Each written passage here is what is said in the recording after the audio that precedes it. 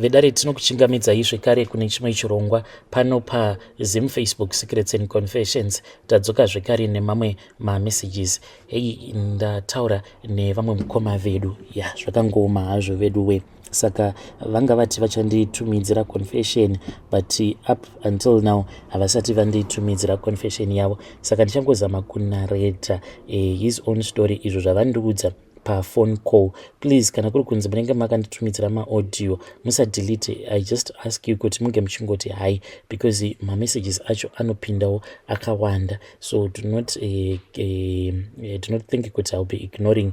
Munongoti hi, then ndokwanisa kubva ndakasika kuwanawo chat yenyu. Saka mukoma ava ivo pandataura navo pafoni vati mukoma Nashi kuno kuSouth Africa kwandiri ndine maUD trucks angu, mamwe anoenda kuMozambique, mamwe ndio anoenda kuZim, but ndiri kutarisira kuti ndiri kufanira kuti ndinge ndichitenga zvekare imwe fleet yematrack, because ndiri kuda kuti ndinge ndichizooperator paroute yeNamibia.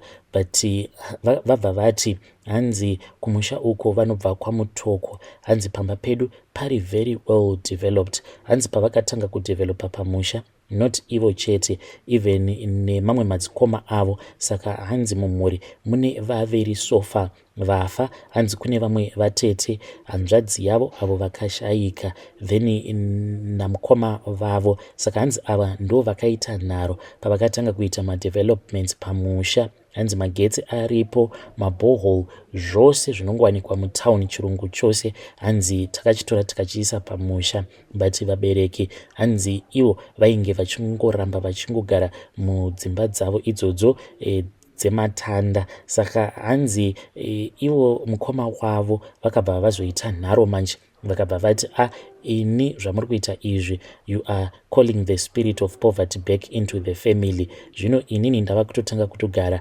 muimba iyo yandakavaka, because hanzi pane main house akati one day umwe neumwe akavakisa main house yake. Saka hanzi vakabva vazopiwa warning namudhara zvikanzi kana ukangosiya hope dzako imomo mumain house yawakavaka, ziva kuti uri kupinda muvhu. Then hanzi ndo zvakazoitika mushure mekunge vaenda kumusha, pavainge vodzoka ndo pavakabva vazoita accident. Muaccident imomo hanzi kwakangofa ivo vega mukoma wavo. After that hanzi vatete ndo vakabva vazotevera mushure mekunge varoorwa, ndo hanzi mushure mekunge varambana nemurume wavo ndo pavakabva vachizoti vainge vachida kuvaka vachidevelopawo pamba pevabereki. Hanzi vatete ava vainge vachigara kuBotswana, so vachigara kuBotswana kudaro hanzi vaitotumidzira mari dzekuti pange pachitengwa mabuilding material ndokubva vavaka paya. Mushure mekunge vavaka hanzi takatoita pati pamba, but vabereki still vakaramba kubuda muzvidzimba zvavo izvozvo zvematanda. Saka ivo mukoma vari kuti kunyange patichatoenda kumusha muna December apa, tinotoenda tobva tatonorarawo takangoungana muzvidzimba izvozvo zvematanda. Hanzi vabereki vedu vakati kana paine uyo anenge asingakwanisi kutevedzera mutemo wepano, handiti mutauni mose mune dzimba here, saka munhu ngaaende kumba kwake ange achinoita zvekumba kwake. Ndo narration iyo from the phone call conversation that I had with our brother. I am hoping kuti vachazonditumidzira voice note vachinyatsokutiudza kuti what is going on in their family. Zvakangooma hazvo vedu we. Regedzai tibva taenda panyedu inotevera. Nyedu inotevera yakamira sekudai so. Hanzi mukoma Nashi makadii, please hide my identity. Ndiri mukadzi ane makore 31 ekuberekwa. I am a mother of 3 boys. Kasi nababa vevana takasiyana. So mukufamba ndakasangana nemumwe munhu wandiri kufambidzana naye, akasi kutaura chokwadi ndakamuda ndisina kuziva kuti anorarama ari muchirongwa. Takadanana ndokubva andiudza chokwadi kuti ndo zviripo, ndikati okay, kasi moyo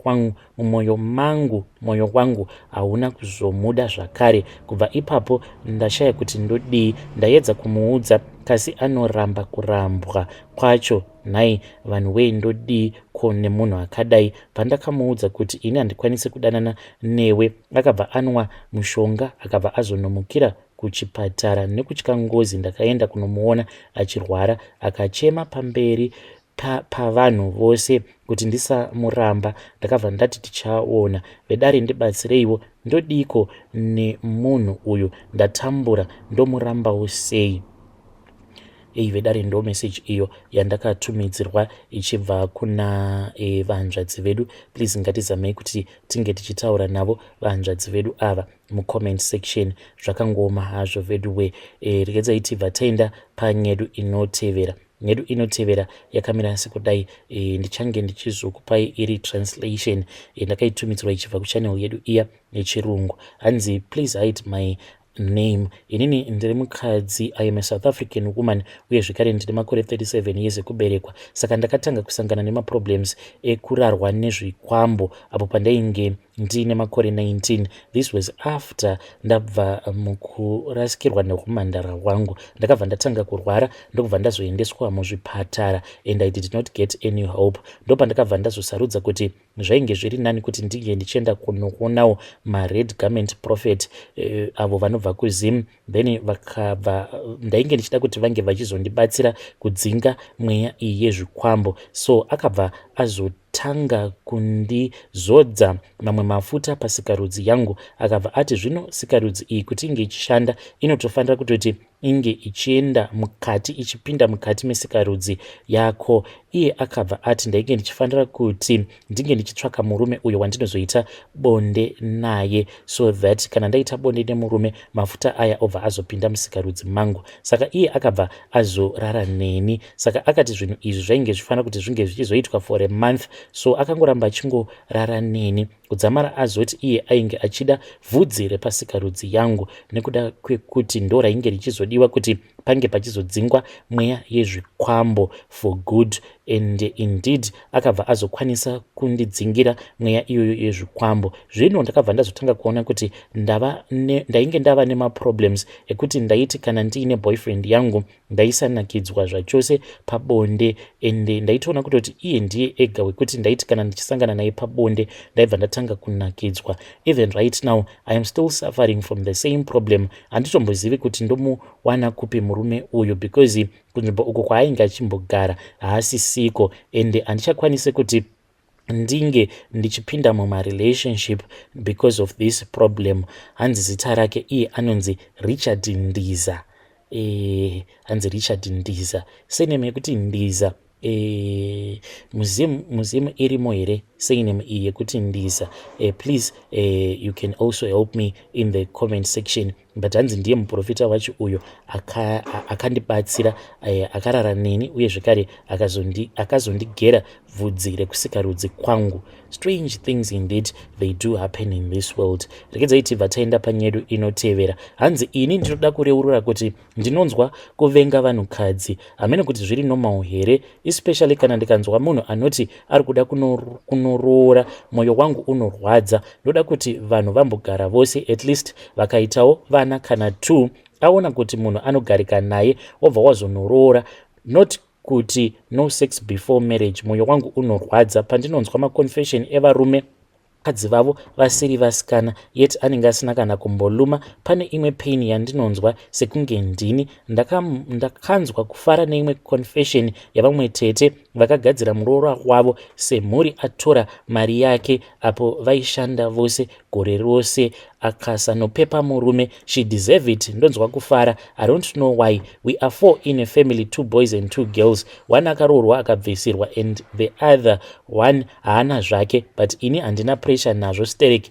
Maybe inyaya yekuti handina mwanasikana oro hameno, especially munhu akanorora after 2 months or a year obva abata mukadzi aine chikomba vobva varambana. Imagine the loss. Ini I can't manage it. Ndingatotsvaka mishonga chaiyo kuti pfuma yangu idzoke pane kuti inge ichirovera ikoko, yet vakarodza chipfeve. Ini pane mumwe aida kunoroora ndikati kwete, tanga wagara nemunhu wako, waona munhu wako first, and it really worked because akazovhura tuckshop, then akazomuwanikidza aine chikomba. Munhu waaitotuma kunohodha ndiye ainge ava kurara naye, imagine within a year he divorced here, akaenderera mberi nelife tuckshop yake iripo, mukadzi akaenda kudai akanorora ne$2000 US iyoyo yaidzoka here. Lucky enough akatanga aita shop iyi mukadzi asati auya, shop akasara nayo. Ini mukadzi girlfriend akandikumbira mari, it will be the end of that relationship or union. Ndorwadziwa nekukumbirwa kunyange $10 nemukadzi wandinenge ndichidanana naye, but handirwadziwe nekumupa thank you ye$50. Kungokumbira chete ndobva ndaziva kuti she is after money. Mahure pro zvakasiyanei nekuenda kunokecha kubhawa, yet vekubhawa they are very cheap. Hamene kuti zviri normal here, let other men vandibatsire. For the ladies, nothing good will come out of them, nekuti vanoona kunge vari disadvantage. It's a fair deal though. Let's stay together for a while and see if you are a wife material, then go ahead and marry. Hey, ndo inonzi short fired. Hanzi ndikuda kungotaura nevarume, imimi vanhukadzi, hanzi there is nothing good that comes out of you. Zvakangoma hazvo vedu we. Tizame kuti tinge tichitaura navo mukoma vedu ava mucomment section. Zvakangoma hazvo vedu we. Hanzi kunyange munhu akati ari kuenda kunorora, ndinotonzwa ndichitoboyekana, hanzi ndinotonzwa ndichitorwadziwa sekunge imari yangu iri kuenda kunorora mukadzi iyeye. Regedzai tibva taenda panyaya yedu inotevera. Nyedu inotevera yakamira sekudai. Hanzi makadi mukoma, inini ndiri mudzimai ndakaromba, asi mukunoromba uku ndakanzi ndikarorwa handifaniri kugara pamusha apa, ndoita mwana ndomusiya, uye handizocheukira mwana uyu, anofanira kukura achitambura. Ini ndokuita mari uko kwangu kwandakaita. Ndakaromba mukoma nashe apo pandainge ndichiri ne19 years. Kutaura kudai so mukoma, first born yangu iye ane 18 years. Ndakamusiya kumasvingo apo paainge aine 1 year 6 months. Ndakamusiya achigara naambuya amai vehusband yangu. So ndakazoti ndati garei ndo pandakabva ndazosarudza kuti ndinge ndichiroorwa, ndokubva ndazoita second born yangu iri kugweru. Kutaura kudai yandakasiya zvekare navatete hanzvadzi yemurume uyo ane 1 year. Mukoma nashi ndainge ndanzi vana 2 pamhiko. Ndokubuda munyika ndichiuya muno mumujoni. Pandakauya muno mujoni handina kuzodzokera zvekare kumusha. Amai vangu ndo vakazondiudza kuti pavaiva vachiri vapenyu kuti vana havana kugara mushe. Ndakabva ndatangawo kusavatumidzira mari nekuti ndainge ndava kutovaitira kutsinye, ndichiti ko hamuzvizivi here? Izvo ndainge ndichizvitaura mumwoyo mangu kuti hamuzvizivi here kuti kana ndikangogara ndakutumidzirai mari iyoyo kana ikangodyiwa nevana vangu, zvinoreva kutoti inini ndinenge ndava kuzotodzokera kuurombo. Navarisa amai vangu ndakabva ndazovanyudza. Ndakati ndafonirwa nevamwe sekuru mushure mekunge ndavatumidzira mari, apo pandakaudzwa kuti amai vainge vashayika. Ndikabva ndati sekuru, ndiri munzira, ndiri kuuya, fanoso kubatai mari iyi. Ndokubva ndavatumidzira mari iyo yandainge ndichida kuti inge ichizoshandiswa pafuneral paamai vangu. Ndokubva vazondifonera zvekare vachida kundibvunza kuti urongwa hwangu hwainge hwakamira sei, uye zvekare ndainge ndiri murodhi here kana kuti ndainge ndisati ndapinda murodhi. Ndo pandakabva ndangodropa call, ndikabva ndadzima foni yangu. Ndakadzima foni yangu for 5 days. After 5 days mukoma, mamessages ainge achiita kumwaya achibva kuhama dzaamai vachida kundibvunza kuti ko why is it ndainge ndakasarudza kuti ndainge ndisingadi kuti ndinge ndichiuya kuzoviga amai vangu kana dziri nhau dzemari. Vanhu vainge vachitozviziva kuti zvainge zvisingaite kuti ndingavaudza kuti mari handina. So mukoma nashi ndiyo confession yangu iyo yandiinayo. Kana mukazoposta nyaya yangu ndiziviseiwo, ndichange ndichizotevererawo mucomment section. Regedzai tibva taenda panyaya yedu inotevera. Nyaya yedu inotevera yakamira sekudai. Hanzi makadi zvenyu mukoma, please post for me as anonymous. Inini ndinogara ndiriko zvangu kuma-confessions enyu. Ndambozama kutsikirira pfungwa dzangu, asi loneliness is real mukoma. Ndauyawo ndiri mumwe weavo vanzwa nekurwadziswa murudo, saka ndakanzwa vamwe vachiuyawo nekwamuri kutsvaka kubatsirwa panyaya dzacho. Please help. Ndiri mudzimai ane 43 years nemwana 1. Ndinogara muHarare. So ndikutsvakawo anoda zvekuti tivake zvinobuda. NB ndinokumbirawo kuti musapa nhamba dzangu kuvanhu, asi mundipe dzavo kana muchinge masangana nevanodawo nezvangu. Please notify me kana mazoposta nyaya yangu.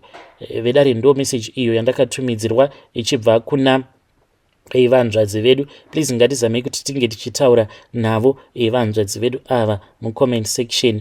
Rekedzai tibva taenda panyedu inotevera. Nyedu inotevera yakamira sekudai: hanzi makadii zvenyu mukoma, ndinokumbirawo kuti munge muchindiposterawo nyaya yanguwo makaviga chitupa changu. Ndauyawo pano ndiine confession yangu iyo yandiinayo. So irini mukufamba, ndakatanga kufamba apo pandainge ndichangobva mukunyora form 4. ndakati ndapedza kunyora O level yangu ndokubva ndatanga kufamba, ndikabva ndazoudzwa kuti pandiri painge paine shavi rainge riripo. Saka ndakabva ndanzi izvi zvainge zvichida kuti tinge tichizodzifambira nyaya dzacho tiri pamwe sedzinza, but ndikabva ndaona kuti izvozvo zvainge zvisingabudi, ndokubva ndazotozviudza kuti zvainge zviri nani kuti ndinge ndichifamba ndiri ndega. Ndakabva ndazochinja chiremba ndokubva ndazotanga kufamba ndichienda mudzin'anga dzakasiyana siyana. Zvino ndakabva ndazosangana neumwewo uyo akazoti iye ainge achikwanisa kundibatsira. Mukomana acho zveshuwa ndakabva ndazobatsirwa, ndikabva ndazotengeswa micheka iyo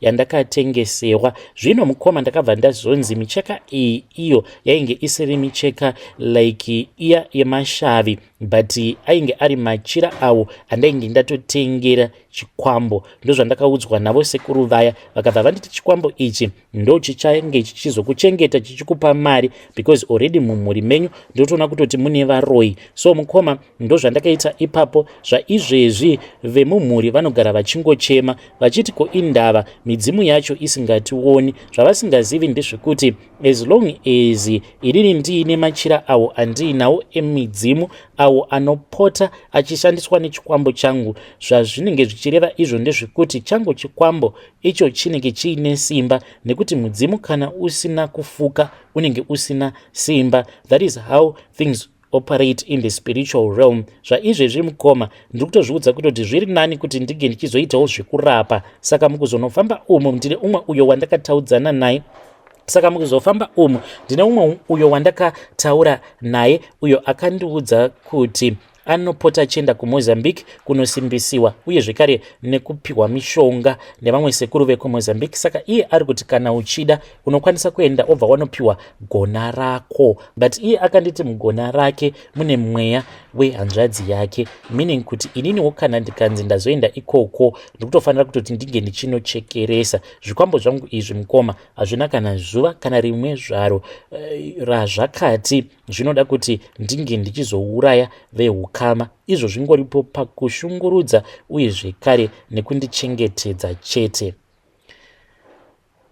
Vedari ndo message iyo yandakatumidzirwa ichibva kuna mukoma vedu. Ngatizamei kuti tinge tichitaura navo mukoma vedu ava mucomment section. Zvakangoma hazvo vedu we. Hanzi kana mudzimu wacho usina machira, hanzi unenge usina simba. Ndokusaka vanhu vachiti kana vaine zvikwambo zvavo vanomhanya kunotenga machira vachipfekedza mweya yezvikwambo machira kuti zvikwambo zvinge zvizova nesimba. Let us talk about that in the comment section. So ndine update iyo yakabva kuna mukoma vedu vaya. Hanzi hawa iyo mukoma, ndakazoenda kwadoc kuya doctor vakati ndiri kurecover. Mukoma nashi, I really thank God nerudo rwamuinarwo. Munditenderewo kani kuna sisi vaya vakandipa mari yebhazi, marwadzo ari kunyarara. Don't know kana muchiri kuvarangarira mukoma vedu ava vaiti vainge vaine cancer pakumbo vakazoenda kuzimu. So that was the update. Ngatitaurei navo mucomment section.